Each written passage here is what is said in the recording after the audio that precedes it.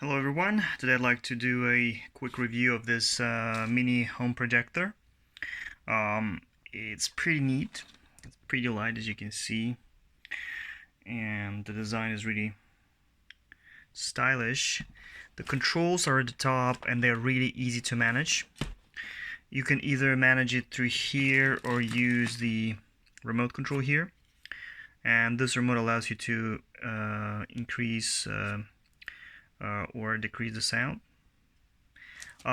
Here are the controls, so basically whatever you need is explained here at this manual, but it's pretty straightforward to use. When you turn it on for the first time, there's the power button, and then you go to source. So depending on how you connect the projector, I'm going to show you the connection types that you have here. You can use HDMI or you can put in the USB. And there's also AC, like for the sound. So once everything is connected, sorry about that again, use the source to select. So I connected to HDMI. So it comes with an HDMI cable here. I didn't open it because I was using my own HDMI cable. This is pretty short, but it was pretty useful. And I connected it to the this small guy here.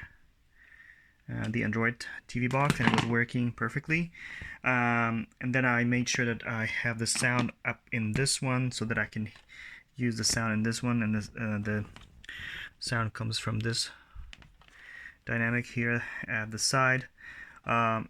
These are allowing you to control the focus, so you can make it sharper, and this is the keystone, so depending on how you want to lay out the image, you control it.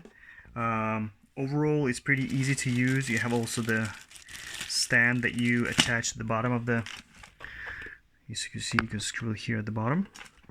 So yeah, I'm pretty happy with the product, and it's pretty straightforward to use. I highly recommend it.